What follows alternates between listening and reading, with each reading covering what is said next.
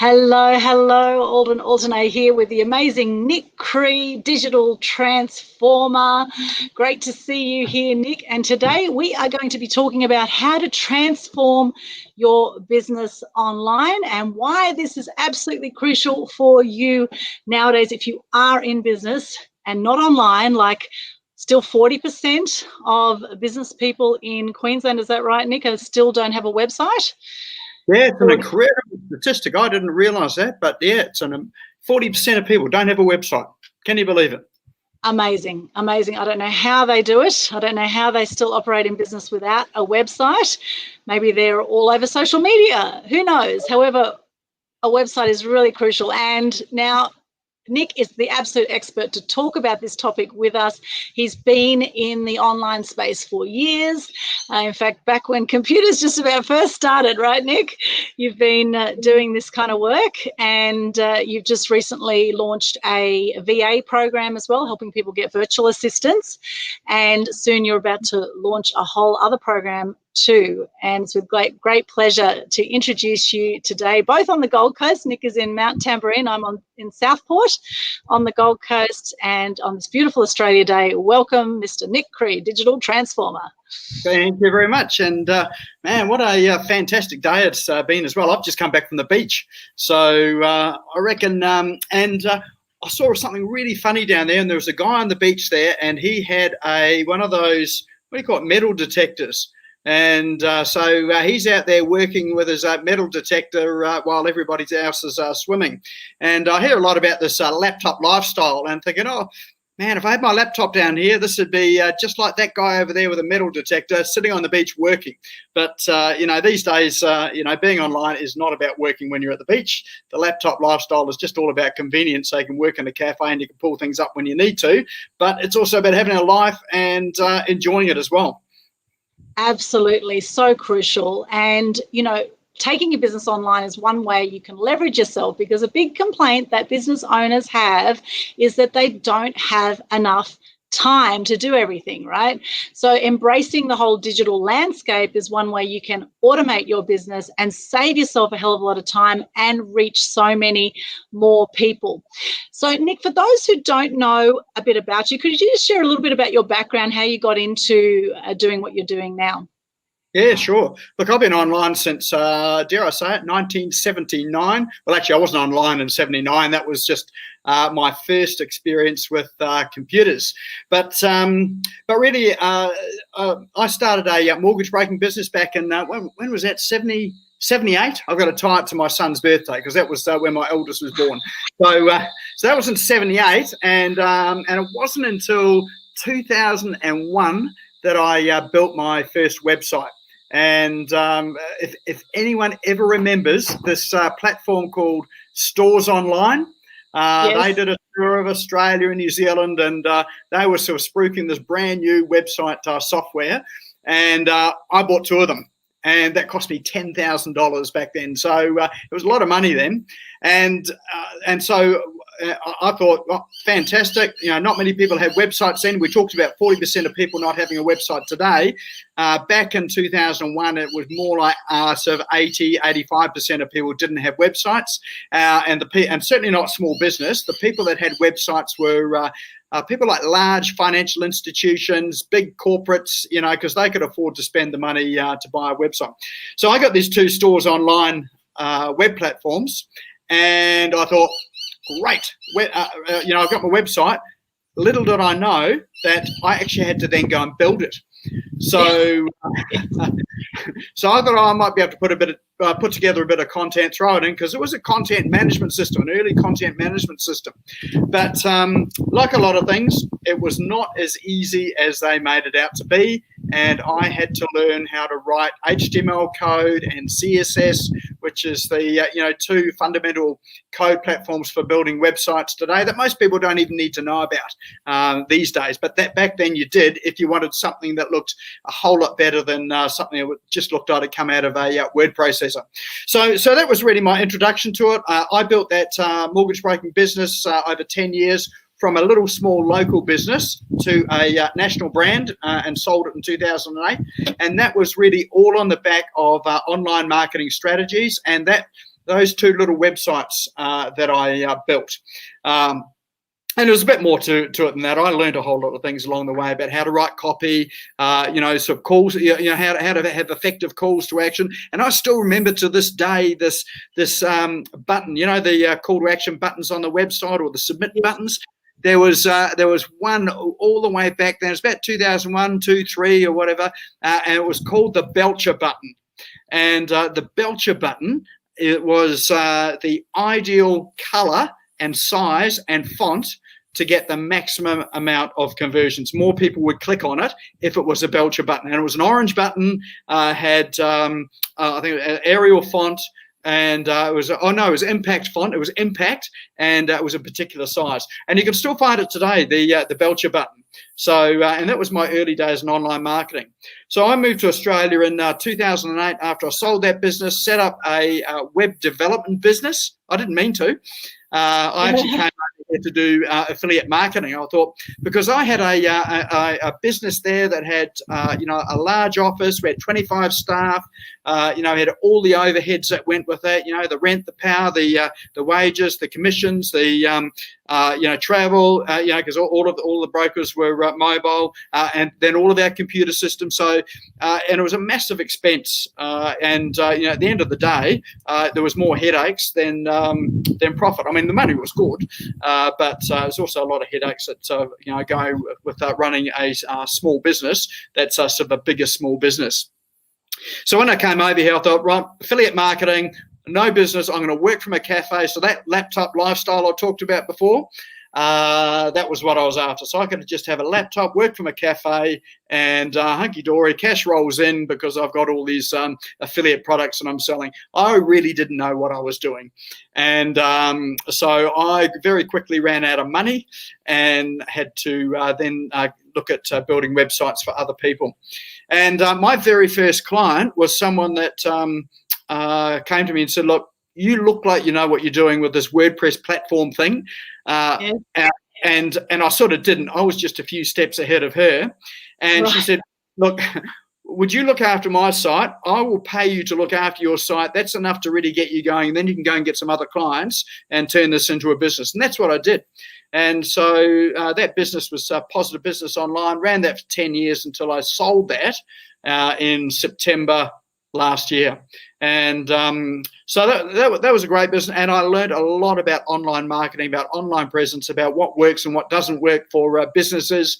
And sort of last year with the this major upheaval that sort of happened, so people were forced into doing things that was on their to-do list, but it was quite low on their to-do list, which is, go online and use online strategies and platforms. Within a month, people were propelled into having to go online or die, in business, a lot of businesses. And so a lot of businesses I dealt with just had to go online. There was no option. Otherwise, their income was going to dry up. So even during that period of time there was a it was really challenging for some businesses. Some did go out of business. Some really did struggle, and some couldn't really transform online. But others really thrived as well. The others that really embraced the challenge, they really thrived and came out the other side with a more profitable business than they had pre-COVID. So it just created a whole lot of opportunities for people that were willing to embrace it. So these days, I sold that business, and now I'm into a digital transformation business where we teach people, work with people, consult with businesses on how to, take their offline and bring it online. Not 100%. But, at least some of it, and really leverage some of the online capabilities, because I think it's not going to go away soon. This, what would you call it, sort of experience that we're in at the moment with this worldwide pandemic, it's not going to go away. Certainly not if the politicians have got any hand in it. It'll keep going in this, so businesses do need to adapt to, doing things online. Yes, absolutely. I think we were at that same Stores Online seminar way back then, and those Americans, they're great salespeople, aren't they? So I bought the whole pack as well back then, as well as quite a few of my friends, and it was definitely evident back then how important it was to go online. So I think the principles they were teaching at the time were very important, but of course they always make it sound easier than it is, right? And Oh, and the thing to remember in business is that everything is hard until it becomes easy. In fact, in life, right, with anything that you take on, it's always going to be challenging initially until you learn how to do it, and then it becomes easier. And obviously having good mentors in your life is crucial so that you do things the right way when you go online and not the wrong way. So what are some of the biggest challenges you find, Nik, with people who want to go online and they procrastinate and deliberate? And what are some of the things that stop people going online? Well, you know, the biggest thing that I found stops people, and that's their language, what they say to themselves. So often I hear people say, you know, you're the tech guru, you know what to do, sort of thing. But little did they know, I invested a whole lot of time and money way back in the early days there to learn this stuff. Like I was running my mortgage broking business, and I was up till 2 o'clock, 3 o'clock in the morning, downloading ebooks. These ebooks are like that. They were a ream of paper. These are not 2-page ebooks. This is like a ream of paper. People like I don't know whether you remember the names. Yeah, Alex Mandossian, he's still around. Yannick Silva, Jay Abraham, Stephen Pierce, Rick Sheffrin. So these are all of the old names that were around, and I just was absorbed this information. So you really need to change your language around it and what you're prepared to do. And I think as we get a little bit older, people get a little bit more comfortable, and so change is not something that really comes easily for some. So what I hear people say a lot is, oh, look, I'm not really, I'm a bit tech challenged, I'm not tech savvy, you're the guru, you know what to do, sort of thing. But when you say that, that language just really shuts you down from exploring the possibilities. So what I invite people to do is when they hear themselves saying, hey, look, I'm not tech savvy, or look, this is too hard for me, just change it so that they say that they're tech curious. Instead of not tech savvy, I'm tech curious. So that way, it changes your mind thinking, and so that you think, well, what can I learn? And, so how can I do this? And I think that's really the biggest challenge. And I think if you're willing to do that, then the online world just really starts to open up, because unlike 20 years ago with Stores Online, where I know that I had to learn a whole new language, and that language was HTML and CSS. It is a language, just like learning another spoken language. So these days you don't even need to learn that. The apps and tools that are out there today, a lot of them are plug and play. You just need to follow some instructions. So, I was going to say if you can plug in a DVD player and get it working, then, you're set. But I know people have problems with that. And I know there's other people out there who say, what is a DVD player? Yeah, that's right. We're really showing our age here, Nik.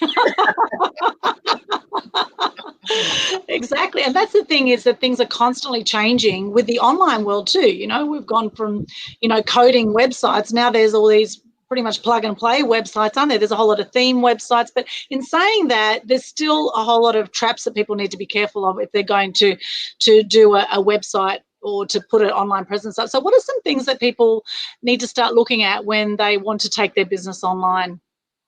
So I think one of the biggest things is, the first thing is you need to have a website. There are no ifs, buts, and maybes about it.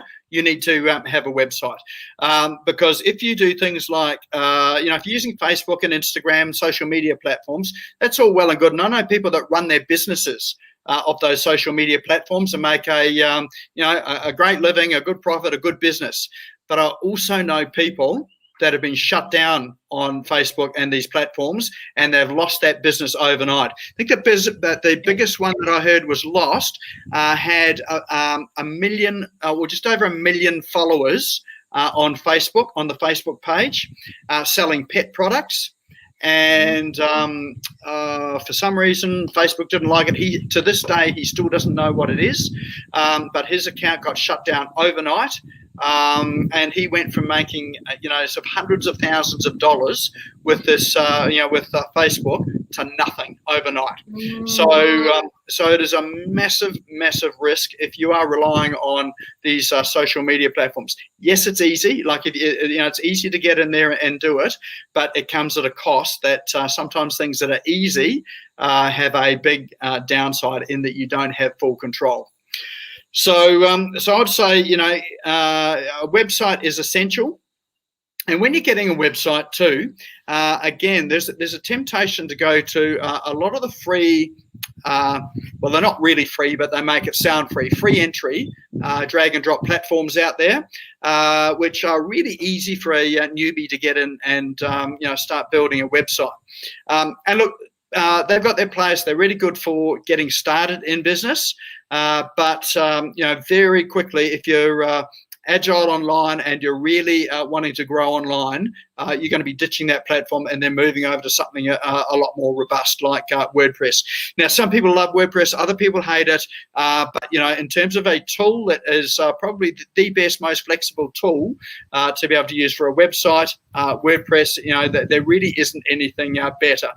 In terms of usability and also functionality as well too. So I think, bite the bullet, get a WordPress website. It's going to be more difficult to begin with. And so the learning curve is a little bit steeper, but at the other side of things, as you said before, what was easy, what was hard, and you learn it, becomes easy. That's exactly what happens, because if you're on one of these other platforms, you're still going to have to come over to WordPress, and you're just delaying the hard bit. So you may be delaying your learning curve to a point in time where you can't afford to spend that time doing it. So you're better to have that learning curve, right at the beginning. So your website is really critical. The second most critical thing that businesses should have, I think we talked about, was it 40% of businesses don't have a website at all. The next tool is going to be closer to 60% of people don't have this, and it's a CRM. So CRM is a customer relationship management tool. So, you'd be familiar with things like, say, MailChimp, Aweber, Entreport, Infusionsoft, Keep, Drip, those things. They're a CRM. So a CRM is really where you keep your contact list.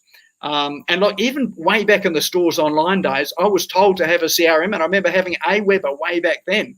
But those fundamentals don't change. You have to have it, because if Facebook shuts you down overnight, you need somewhere that you're storing those contact details of people so you can still contact them.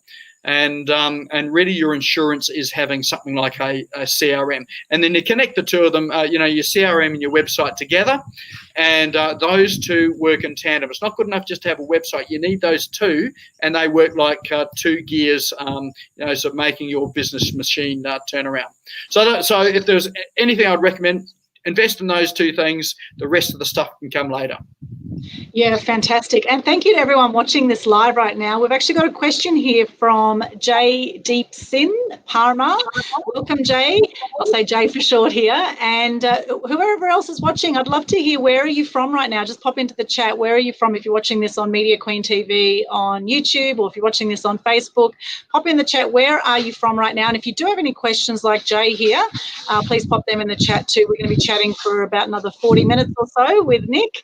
Now, Jay asked here, so which type of and which level of website is necessary for a good and long-term business? Now, we did mention WordPress. Now, I know there's WordPress.org, WordPress.com. There's different types of WordPress as well. So for Jay here, now I guess it would depend on your website, of course, or what sort of business you have. But what type of and which level of website is necessary for a good and long-term business? Good question there, Jay. Yeah, that's a great question. Yeah, so again, I go to WordPress, and good distinction between WordPress.com and WordPress.org. So .com is the free one that is hosted on somebody else's platform. Somebody else owns that. So it's their real estate, and you're essentially going to be renting a piece of the web space off them. So the other outfits that would fit with that would be like Squarespace, Wix, Weebly. All of those ones there are where you are renting some space of someone else to use a bit of their online rooms, or their online world. So my recommendation is, again, not to use that.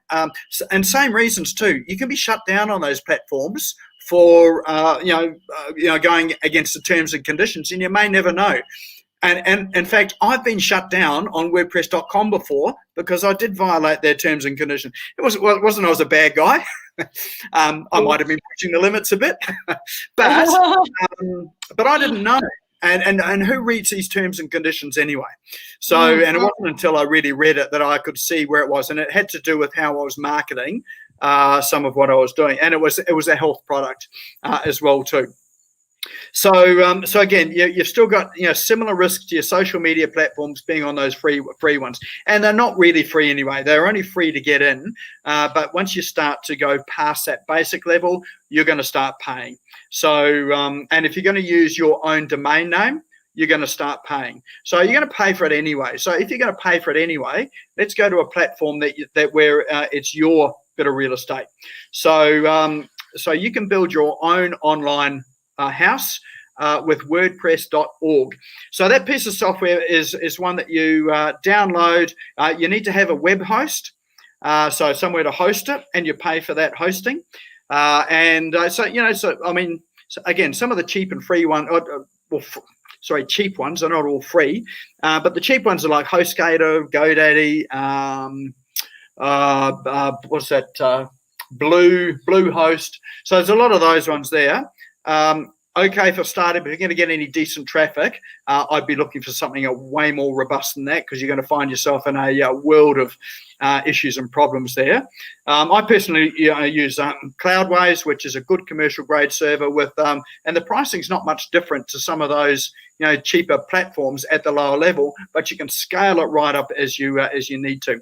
So you need to get a web host, and then you install the WordPress software onto it, and most platforms these days have a one-click install. So if you go and get your web hosting, and you'll find that WordPress is one of the options, and it's a one-click install, and then you've got your website up in about 2 minutes, a minute or 2 minutes.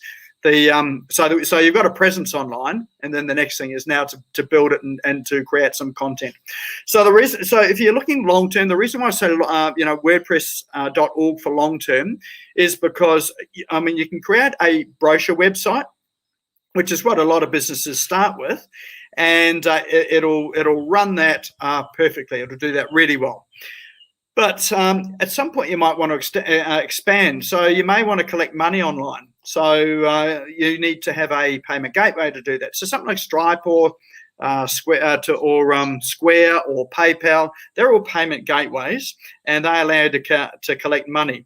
So there are some good what they call plugins that you can really just install into the website. Again, it's really just a click and activate into the website, and then you can connect up a payment gateway, and then you've got a simple way to take money right through to a full-blown e-commerce store. So you can create a e-commerce store with WordPress, and they have one of the biggest e-commerce platforms globally called WooCommerce. So that there and Shopify pretty much compete in that same sort of space. And so you build it with that. And if you want to do things like, and this is what I love, is membership sites. So you can create an additional stream of revenue with by adding in membership capabilities, which means that you can charge people to get to protected areas of your website. So so WordPress just gives you so much more scope, using that platform there. Whereas if you weren't using WordPress, you may have to look to various other third-party platforms to provide you with the different things. So you might have a Shopify site, for your e-commerce. You might have your Kajabi for say a membership, or Teachable for membership, or one of those platforms, and then you've got say Wix for your website. So they're all scattered all over the place, and they don't really talk to each other. and you're managing, a whole lot of platforms. But with WordPress, you can manage it all in one place. So that's a great question, but that's my recommendation anyway. And I'm happy to get into any discussion with people that have got their own sort of point of view as well. But I've been in this world for 11 years. I think I've been working with WordPress now, and it's still my preferred platform. I actually started with Joomla. There you go. And I've used Squarespace too, which I find a bit clunky. I find that a bit difficult to use, but I have used that one as well. So WordPress.org. And the thing is, WordPress.com, you actually can't have a domain name without WordPress in the domain name either, can you, with WordPress.com? Yeah, you have to pay for it. So your default one is got that WordPress in the domain name, but if you want your own domain name, then you're paying for it. So it's, it's just like paying for hosting, but it's on someone else's platform. Right, which you have no control over, of course. And as we say with the social media platforms, you have no control. You could be shut down any minute. And particularly if you're putting controversial content out, like David Icke had 1 million followers on YouTube. He got shut down because of some of his controversial content that he put on YouTube. And I've had videos taken down that I've done on 5G and things like that. So if you're putting things out that the powers that be don't want you to portray, you will get shut down as well potentially, or you'll get things taken offline. So you cannot rely on that solely as a platform, although I do recommend you still have a social media presence, because when people look to do business with you, they are going to Google you, right, Nick? They will search for you, or they'll DuckDuckGo you, or whatever search engine they're using, right? A lot of people are using DuckDuckGo because it's showing different information to Google. There's a whole lot of censorship that's been happening during COVID on Facebook and on YouTube, and Twitter, of course. We've seen that with Donald Trump's account getting shut down. Very interesting things happening with the whole censorship of information online. Although when COVID started, Zoom as a platform, their business tripled, right, when COVID happened. So we've seen a lot of businesses who have transformed online. Their business has been going through the roof. And so while it's important to be on different social media platforms, do not rely on it as your sole way to get out there. You definitely need your own real estate online, which you have control over, which is your website. Well, the other thing too about that, Aldrin, is that you may have heard of, say, Parler, which was a social media platform. They got shut down. Their web host actually shut them down. So even though it was their website, their web host shut it down, which was Amazon. So they were hosted on Amazon. But when you've got your own website, you always keep a backup. You store a backup copy of it, so that if you do get shut down, you just load it up onto another web server, and you can be up and running, fairly instantaneously again. So it just really does give that flexibility for you. So Parler's up and running again. I think they were down for a few days. They just and they had backups of everything, transported it to another server, uploaded it all there, and they're back up and running again now.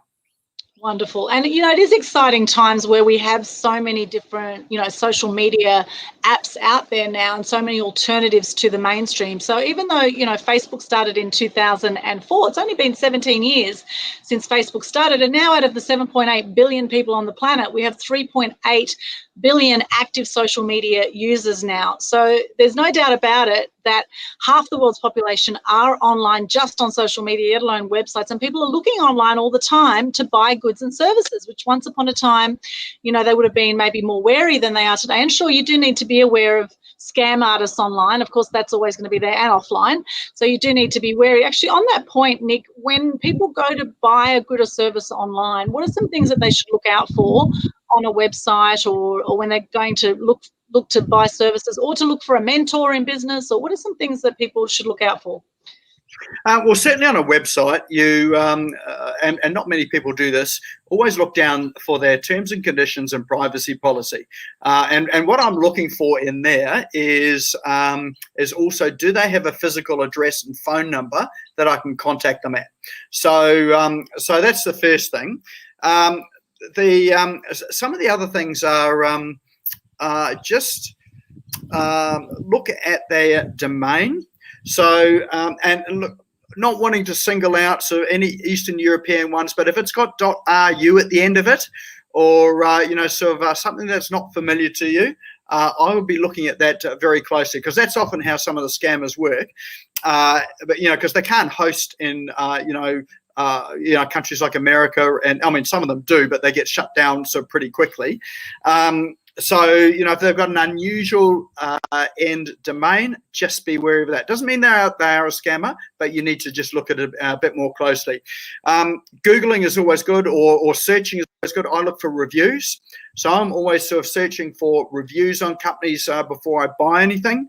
And you would be amazed, you know, sort of how many reviews are out there once you start to search for things. There are forums out there, you know, as well as just, you know, say Google reviews and Facebook reviews and LinkedIn reviews. There are forums dedicated to, you know, people expressing their opinions about, you know, what's happened online. The other place too, if you're in Australia, there's a website by the government. I think it's called ScamWatch. So that's another resource as well too. You know, it's not 100% accurate, but at least it gives you some sort of idea. And other countries have something similar as well too. But if you're really not sure, just ring up. If you can get a phone number and ring up, that's probably the best way you can find out whether the company is reasonably legitimate or not. If someone answers the phone, answers with a company name, then you're probably okay. Yes, that's a great point. And I must say, I get really frustrated when I get to websites and I just want to talk to someone and you've got an opt-in form on the website and you can't chat with anyone. I mean, a lot of websites have the live chat too, but then often there's automated responses on the live chat and you still don't know really whether they're legit even with the live chat. So I think that's a really good point. And obviously, if you're in business, you want to be getting more reviews for what you do online as much as possible on Google, on LinkedIn, on Facebook, your Facebook pages. There's all these places now you can get reviews, and very important to ask for them. Otherwise, you won't get them generally, right? Unless you ask for them. And that's massive as well. Those reviews, they are, you know, one of the most underappreciated tools for your business online. We had a a building inspector. And he started off with about, I don't know, 4 or 5 reviews. But we implemented a process where with him where every time he prepared a report, he sent it all out, and then he sent his invoice out, and then he sent a text message with, you know, how'd you find the service? Would you mind leaving us a review with the Google review link in the text message? And he also sent it out with the report, that link, and he also sent it out on the invoice. He ended up with, he's almost got 300 reviews now. And that took him about 18 months, or probably 2 years now, to get that there. And now when people ring him, most of his business either comes in through the website or referral, or people ringing him. So he gets a lot of phone calls. And he asks people on the phone, how did you hear, or why did you choose us, or how did you hear from us? The number of times he hears that, you know, the determining factor was that they went to Google reviews and saw he had 200 reviews, more than anybody else in there, more than any of the big players there by you know, a long shot. And I think the next one had about 130 reviews, and then the next one down had about 30 reviews. So his was, you know, just by sheer volume, you know, they didn't have to read all the reviews, they could just see them all. And so that's often what was the turning factor for people picking up the phone and ringing him, as opposed to ringing one of the other big companies. And he was a sole practitioner, so he wasn't a big company, it was only him.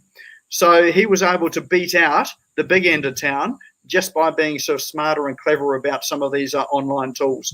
And you know how much time it took him to do that? Nothing.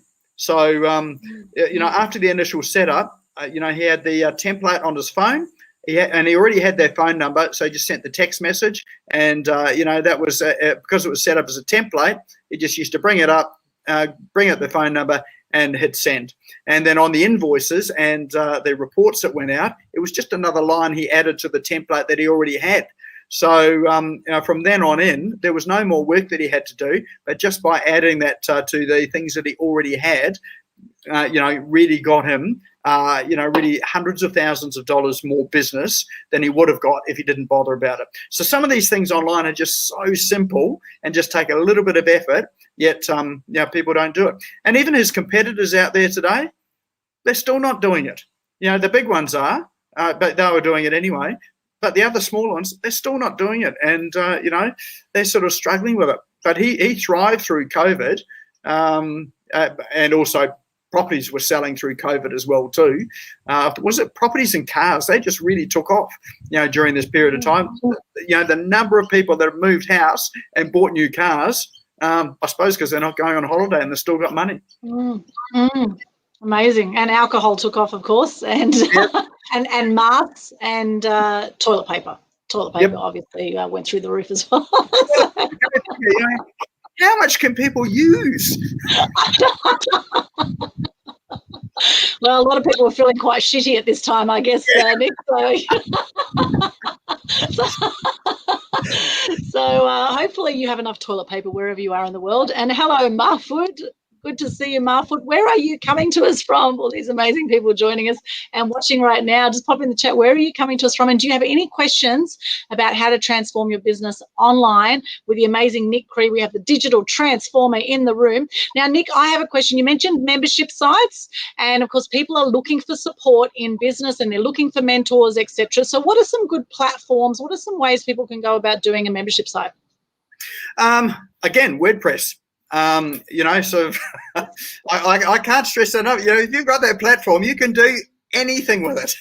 But there are all sorts of membership platforms out there. There's like, was it LearnDash, Thinkific, or even LinkedIn. Even LinkedIn Learning is one too. That used to be lynda.com. So there's heaps of platforms out there. Again, same sort of thing, some are free, where they look like they're free. Others, you've got to pay for and spend a bit more work in. Again, WordPress is one of those ones got a steeper learning curve, but then you've got control of absolutely everything and you keep all of the money. Whereas these other platforms take a cut of what you are selling. But that was one of the transitions online for some businesses as well. And I'm just sort of thinking, yoga we were with, when we're going to do yoga, they would turn up to the yoga studio and they would have their session in person. So of course, when this COVID thing, businesses shut down, they couldn't do it. There's a limit on the number of people that they could have, and they were forced to go online. Now, it's really interesting, the comments that they were saying beforehand is no one would come to a yoga class online, or I'm not very good on on film. I don't like being in front of the camera, which is really weird because, you appear in front of people in person, being on camera. How different is that? Still the same face. Maybe you're just flat. I don't know. But because they were forced to down, they were forced to look at some other ways of doing it.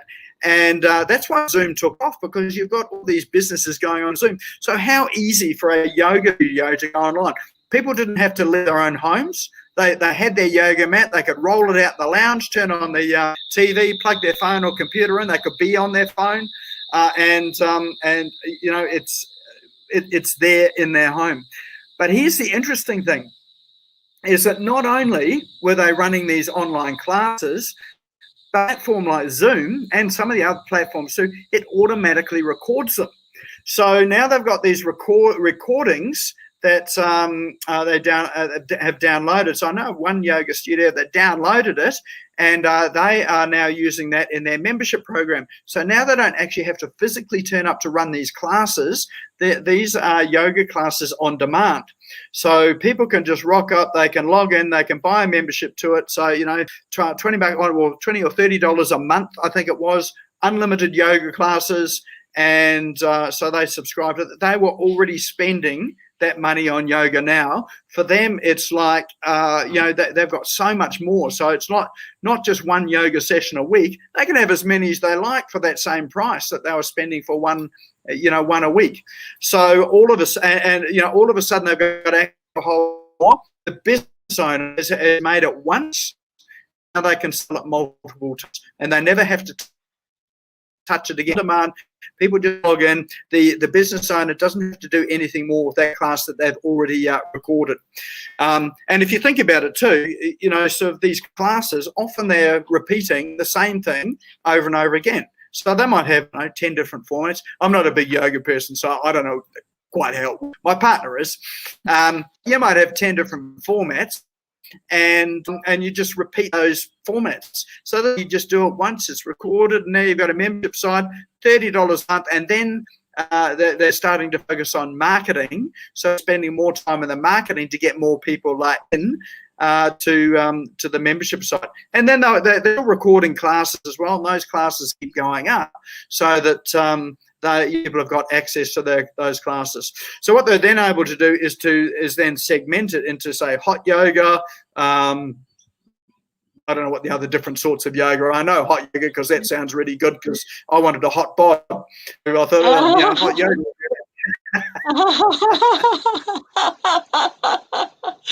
Yeah, there's all sorts of different yogas. So that's really the opportunity, and you're changing some of what you do in business and bringing it online. So people's digital transformation in their minds, a lot of people will think a digital transformation is getting a Zoom account and doing what I did offline or live on Zoom. So that is really just the start of the journey. Like a true digital transformation about doing a whole lot more online, creating new products, new services, a whole new business online. I was just looking at it today, because I sold a web development business. I had someone that came to me that said, would I be willing to build websites for their particular market? And sort of, it's low-end websites. And I thought, yeah, we could do that. So I had a look today, and I've got reasonable knowledge in terms of building websites, having done it for 11 years. And within a day, I put together a business that my VAs can run, building sites for this other business over here. They do the marketing. They do all of the talking to the clients. They sell it all. They commission on it. So for every sale they make, they get 60% of the upfront that they sell. So for me, it's just a pipeline of business that's coming into this new business that I created this morning. It was ready yesterday and today. Find it today, and the great thing about it is that we can build these websites with a virtual assistant that doesn't need to be a web coder. So the opportunities of going online today and creating businesses in a fast time frame is just enormous. Now, it's not going to happen overnight. That was just an opportunity that happened to be there. But even if you did start that without a source of leads, you can go and advertise that and start to use the social media platforms and marketing platforms, and create a business for yourself out of that. There, for me, this business could be something that we sell to other people as a business. So if you've ever wanted to be a web developer and scared of all the tech and tools out there, well, then we've got just a solution for you. You just go out and sell it. You get 60% of everything that you sell. Send it through, and our team builds it, and you now have a web development business. Of course, at the other end of things, we collect the hosting and ongoing maintenance revenue.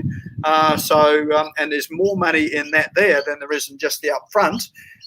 Because it's ongoing, like if someone's got a website for 5, 6, 7, I mean, if you've got it, it's for the life of the business. So, and it might be, $100 a month for this year, but $100 a month for 10 years.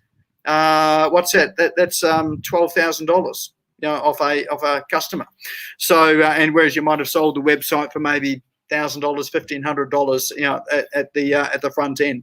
So you need to be thinking differently and looking at other opportunities to go online. So it's not just Zoom. It's when you get onto Zoom, then your mind opens to some other possibilities. Absolutely, and so many different platforms. Like right now, we're using StreamYard. I know StreamYard's really taken off as well during COVID. A lot of people looking at different live streaming platforms online, and I like how simple StreamYard is. I must say, I quite enjoy this platform. And for those who are a bit nervous about putting themselves out online, a bit nervous about being on camera, what are some tips you would give them for that, Nik? Well, the face you were born with is the face everybody sees. I think the advantage in life that we have is that we don't walk around looking at our face every day. The only time we'd see it is in the morning when we look in the mirror, and maybe at night in the mirror. But everybody else sees it. So, when you see yourself in camera, you may think that you look weird, or you're too fat or too skinny, too many lines or whatever. But hey, that's what people see anyway, and they're not telling you that anyway. Or if they are, they're probably not good friends anyway. So, I would say just get on camera, just do it. The other thing that people struggle with too is the sound of their own voice, and I think that's worse than seeing yourself online, because you can see yourself in a mirror, but how often do you actually hear yourself outside of your body? And that's not often. So people are not often recorded and listening to themselves. So again, the voice that you've got is the voice people hear. Just because it sounds weird to you when you listen back again, that makes no difference, because that's what people are hearing. The fact that you think it's weird, people like you for it anyway. So my advice is just to get out and do it anyway, and starting. And it really is what breeds confidence. So, everyone's not confident when they get on, in front of a camera to start with. We're a bit wooden. We stutter a bit. We can't find our words. You think, well, what can I talk about? But everybody starts there. And I think the best platform to do it is Facebook, because if you're boring, people are not going to watch you. They're going to keep going by. So you're going to talk to an audience of 0. So you can be as embarrassing as you like, and you're going to talk to an audience of 0 because people go past. But then as you get interesting, then you start to develop an audience. People start to stick around. You get comments, like some of the people that have commented here today. Then that's when you're getting interesting and more confident. And I would challenge anyone just to do this one simple thing. This made the biggest difference for me. Go on Facebook live for 20 minutes for 30 days. Just do it for 30 days. And after that, the sound of your own voice is going to become natural. You're going to get used to hearing it, and seeing yourself online, you're just going to get used to sort of seeing yourself as well too. So there's no substitute for just doing it. Yeah, absolutely. I totally agree with that.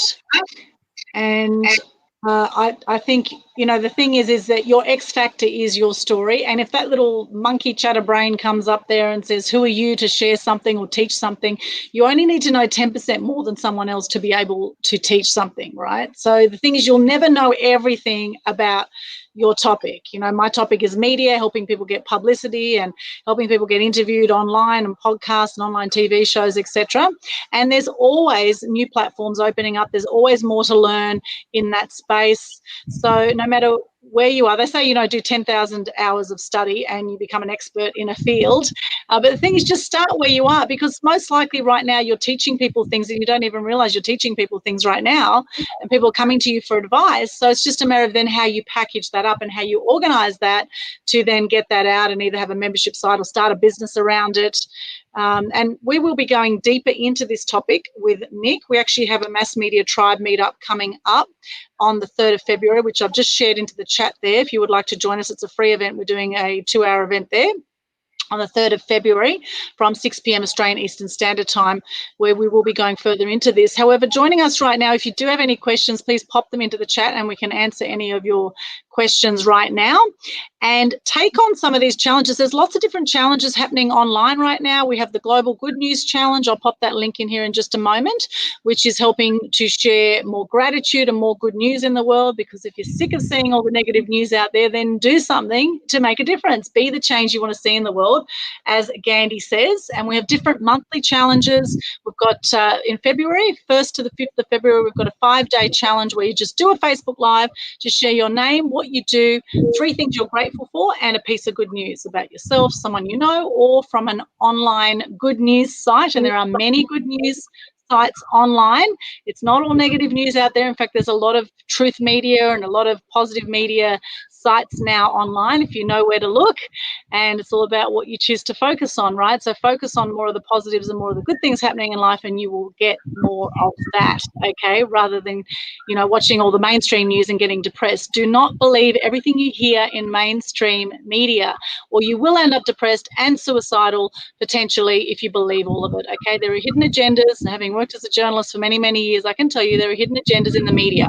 So choose what you take on board as truth from what you're hearing online or offline, and I suggest create your own media, because journalists every single day are looking to online, they're looking to social media, they're looking to online websites, etc. They're looking for story ideas, and that's where they're going online. So if you're not online, you're missing out on opportunities in the media, and you're missing out on business opportunities as well. So Nik, can you tell us a little bit more about your VA program, virtual assistant program? A lot of businesses now are using virtual assistants, and you did an amazing 5-day challenge with that recently and launched a brand new program, which a heap of people have joined, including myself, and soon you'll be launching a whole new product. So can you tell us a little bit more about that and how people can access those products? Yeah, sure. So the VA program is really around the whole thing, and it was really inspired by COVID, I suppose. Funny how sort of times like this can inspire you. But I've been working with VAs for 10 years or so now, and they've really been the backbone of my business. But with so many businesses having to go online, and people sort of saying that they're not really tech savvy and that sort of thing, they just needed some help. And not all businesses can necessarily have the cash flow, particularly when cash flow is going down, to be able to hire locally. And there are people that were turning hobbies into businesses. So there's countries over there like my favorite place is Philippines. Love it in the Philippines. Just wish I could get back there at the moment. But there are some incredibly talented people over there who are willing to work for businesses over here for what seems like very little money. But it's very little money for us, but for them, that it is more money than they would make if they were working for a traditional business in the Philippines. And look, I had a chat to my team the other day, and I just asked them a question. Why is it that you like this job rather than working for someone else? And really it was the money. Their friends envy them. They get to work from home, and so if they've got kids, they have to work from home, look after their kids, and they're able to learn a whole lot as well too. So they learn a whole lot of new skills that are really good for them and are sellable for them if they want to get another job, or if they the job finishes up as a VA. So getting a VA, it sounds great. It's not necessarily a simple process. And the reason why I created the VA program is so that businesses could, when they go and hire a VA, that's the end of the process. But how they can position themselves so they've actually got some things that the VA can do, some tangible outcomes, some business objectives with it as well too, so that when they do hire someone, they're hiring the right person with the right skill set that can start on day one and really help in the critical areas of the business, so that you can do one thing, and that's free up your time.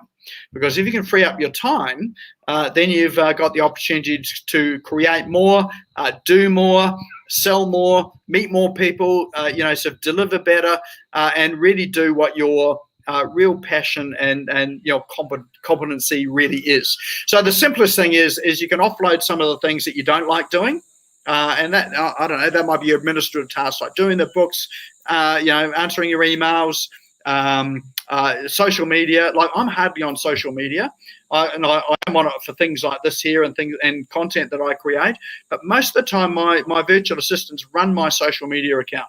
Now, can you imagine spending 3 or 4 hours a day on social media to do what you need to, which is really what you need to spend in your social media accounts to be effective.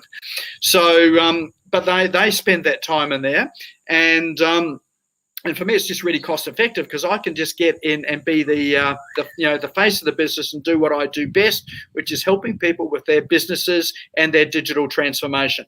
all of the admin stuff and some of that marketing stuff, they get to handle all that, and it means that my business grows, my influence grows, and the business becomes a lot more productive and profitable. And it means I take Friday off to go and play golf as well too. So you don't have to spend all your time in the business just catching up. So the VA program really is about preparing your business to get a VA, and there's a process we run through in terms of identifying the tasks that a VA can do, and that's quite a simple process. And then we got another really simple process, which is all about how do you create some simple systems that your virtual assistants can follow to do things the way that you do it. So how do you clone yourself effectively? So we show people how to sort of take little slices of themselves and so clone some of these little slices that those VAs can start to do that. Then we work through the process of how do you hire them. So some little tricks in there to make sure that you weed people out without appearing to weed them out. So unlike traditional job interviews where you get a whole lot of applications and then you've got to sort of read through all the applications there, and then sort of select the best ones, shortlist them, and then you've got to go through that and interview those ones and shortlist again.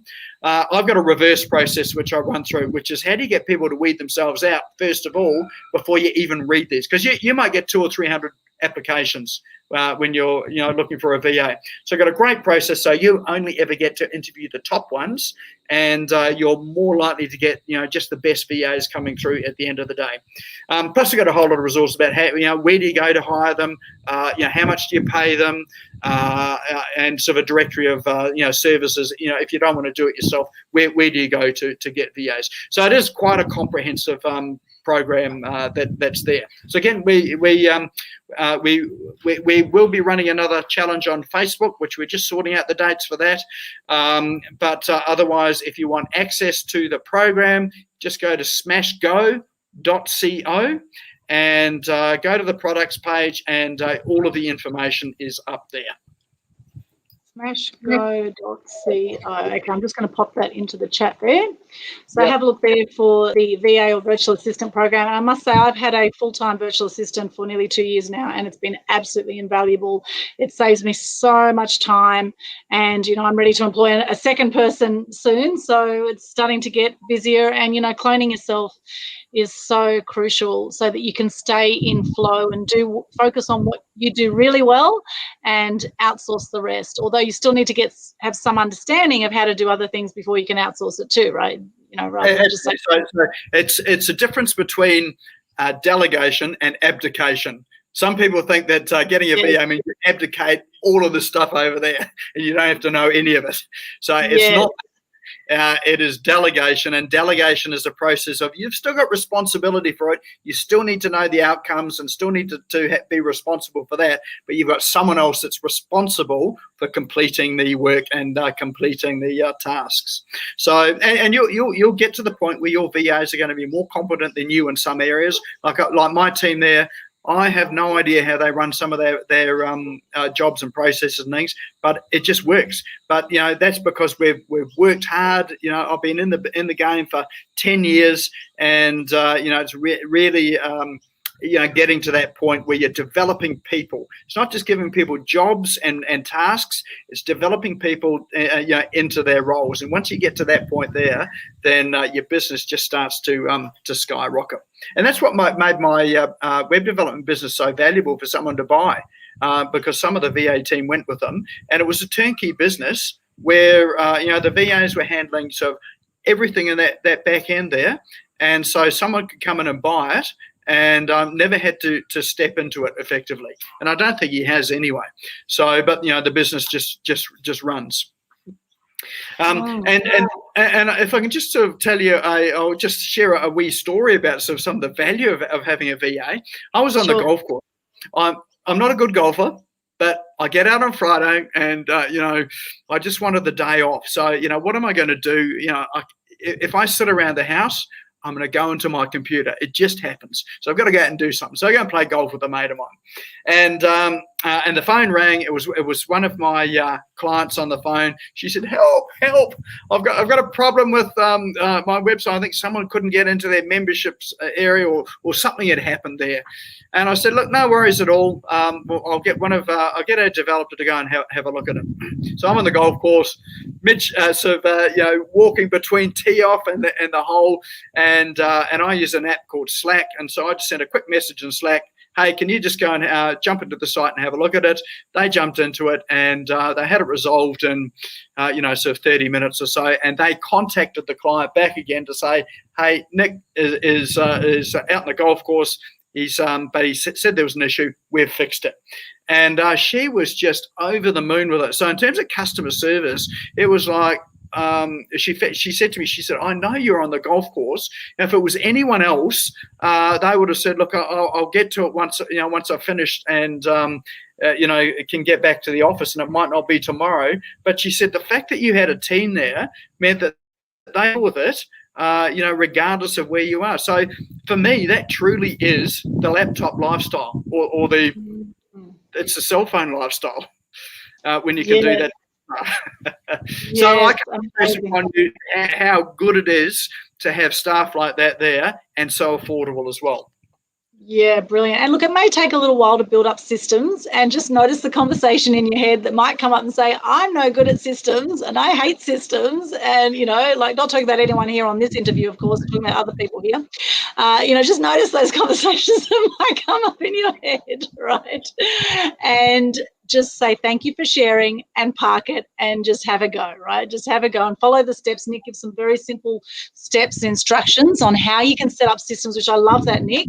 And if you think you're not good at systems, or you've had that negative belief in the past, then this program is particularly great to join, because you just really simplify it, Nick, and I love that. So for anyone who's not tech savvy and not naturally great with systems, then this is a fantastic program to help leverage yourself, so you can focus on staying in your lane and doing what you absolutely love doing and what you have the most flow with, and outsource the rest to those who love doing that side of things, right?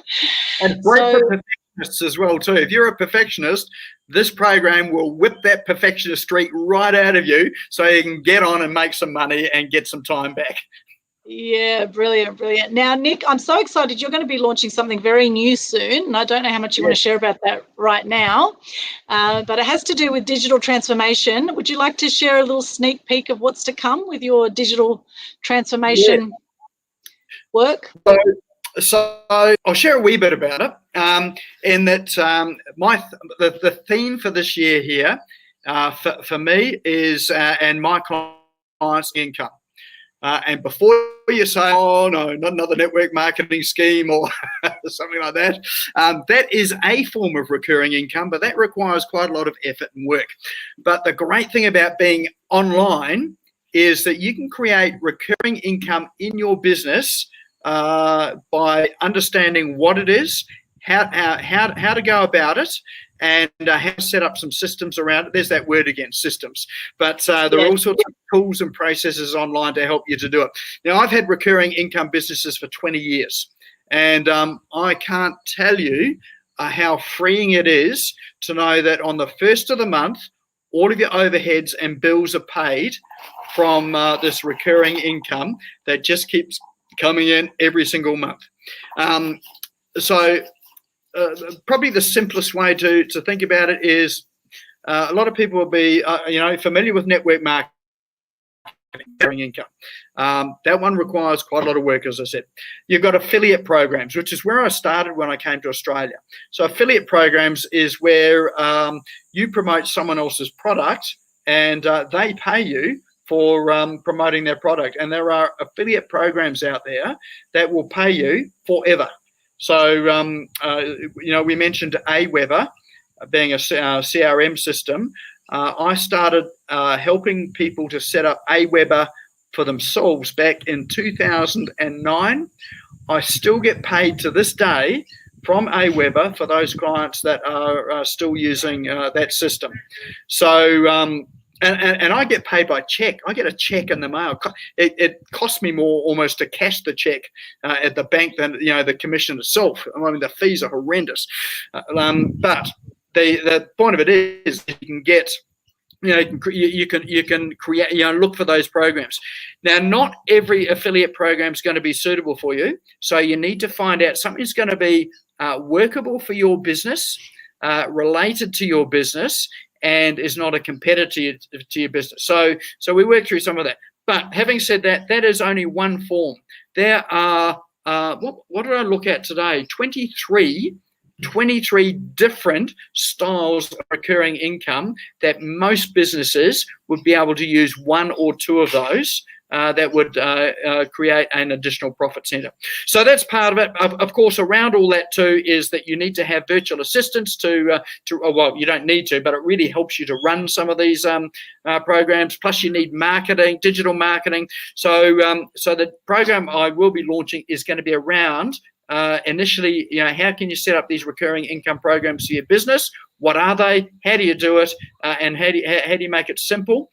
Just like the person that set up the Google reviews, 2 lines on his invoice and his report that went out, and a text message. So some of these systems are as easy as that. Some of them are a bit more complex than that there. But if you think about how easy it is to set up this sort of stuff, you think, well, why wouldn't you do it? And I can tell you the first recurring income business that I had generated for me $500,000 a year in recurring income. So that covered all of the overheads in the business. And that was a mortgage broking business. So it's like, I don't think I've met a business out there yet that can't do that. So that's a sneak peek. I'm actually going to be talking about it a lot more tomorrow. I've got an event tomorrow called Business Owners Smashing It Online, 6 o'clock Australian Eastern Standard Time. It's on Zoom, so it'll be online. And so you're welcome to come along to that. And I'll be sharing 12 recurring income strategies that you can use in your business, and also talk about how to implement some of that as well. So if you're interested in coming along to that there, the link for it is easy URL, so easyurl.co/Bosio, BOSIO, which is short for Business Owners Smashing It Online. So it's easyurl.co/Bosio. And so that's Australian Standard Time. easyurl.co/Bosio, and it is a brilliant event. I've spoken at the Business Owners Smashing It Online. I've been on many of them. You get a chance to introduce yourself at the beginning, and sometimes there's also giveaways. So it's always amazing information and content. Nik, you are absolutely phenomenal. You're always a wealth of knowledge, and we've been in a lot of similar sort of marketing and business circles over the years, and it's fantastic to be doing more with you nowadays. And I love seeing the great work that you keep coming out with consistently. And I know you've got an amazing reputation around the traps. Everyone says Nik Cree is amazing, so we love your work. Thank you so much for joining us today. Is there any final words you'd like to leave with our viewers here today before we wrap up? Well, first of all, thank you. It's always a pleasure being sort of on here with you. I love chatting with you. I know the other day we spent half a day with each other after a networking meeting, so we just can't stop talking to each other. But I suppose my final words to people is 2021, I truly believe, is a year of opportunity. And you can either see it as a year of fear and uncertainty, which it is certainly that as well too, particularly here in Australia with sort of JobKeeper payments finishing, all sorts of changes happening, lockdowns coming in and out, whatever. There's a lot of uncertainty and fear out there. So you can focus on that. I would suggest not. I would suggest you focus on some of the opportunities that are out there. And if you open your mind and just sort of think about, you being tech curious, and just sort of thinking about, when you start to go into a bit of a depressive state, thinking, oh, this is not great, our country's not doing well, it's like, I've got uncertainty about my job, about my business, just say thank you for sharing and say, what are the opportunities out of all this? And I think if you really start to look at some opportunities, the world is really going to open up for you. And the 2021 is really going to be the year for people that are prepared to step outside their comfort zone and look at some opportunities and really start to do something with it. And it's going to be a year of action. Just remember that some of the billion-dollar companies today were started in a depression and a recession. Kellogg's, which is a cereal company, was started back in the 1930s, creating cereal, like cheap cereal for people that couldn't afford to buy or to cook what they were cooking. And they changed, the breakfast industry in the Western world. But people started having. They didn't have cereal before that. So Kellogg's, you've got Facebook. That really sort of took off during, after 2008, the GFC. So just because there is a recession, it's only a recession for some businesses. It's an opportunity for others. So position yourself for the opportunity. Look for the opportunities. Open your mind and have those positive conversations with yourself rather than the negative ones. Yeah, I love that, Nik. Absolutely. There's always opportunity through every adversity, and there's always a breakthrough at the end of every breakdown. So it's all about what you do with it, how you ride the wave of life. There's certain things you cannot control. You can control your response to what's going on and how you're going to, of course, pivot. Pivot has been the magic word over the last year or so. How you pivot in business. Are you going to do things differently moving forward, or are you going to keep doing the same things and getting the same results, right? It's important to consistently evolve in business, to move with the times. And if you are not online with your business, you will be leaving a lot of money on the table, and you will not be impacting as many people in the world as you can if you are online, and if you're systemizing, and if you use virtual assistants, etc., and really scale and grow your business. So much opportunity in the online space. Thank you so much, Nik Cree, for joining us today. It's been an absolute pleasure to have you here. Business owners smashing it online tomorrow night, 6 p.m. Australian Eastern Standard Time. We have the links in the chat, easyurl.co/bossio. Also, I have a free publicity secrets event coming up. I'm doing a half-day workshop for my next one. It will be February 23 from 9 a.m. till 1 p.m. So if you would like to hop on and learn how to get your message out to the masses using online and offline media, then check out freeprsecrets.com. And you hopped on that event, actually. Nik, you were on there on Saturday. How did you find Free Publicity Secrets?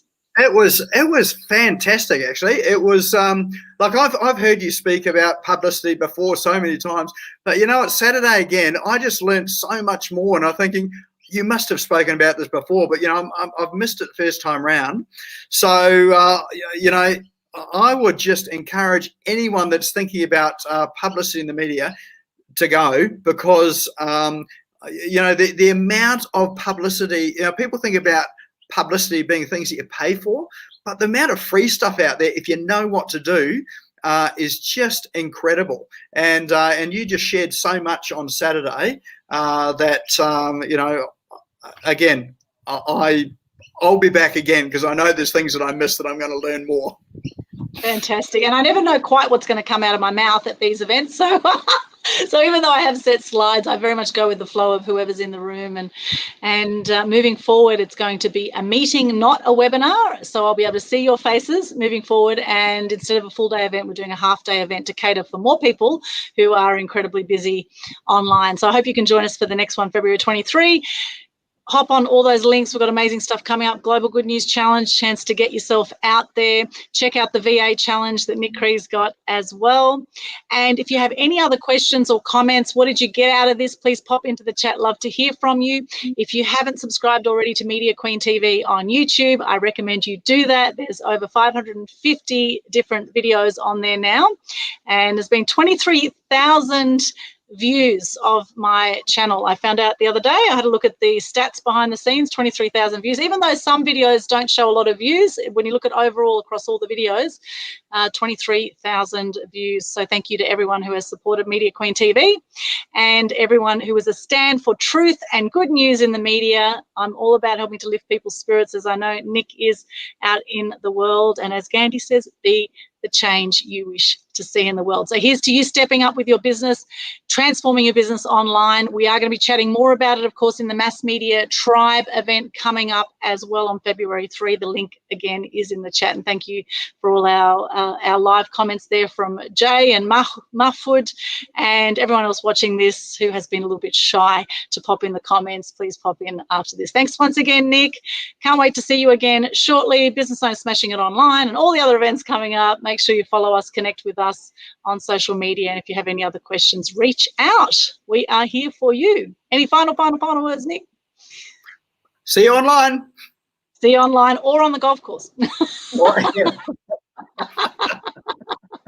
Thanks so much for joining us. Bye for now. Spreading love and gratitude. Thank you so much.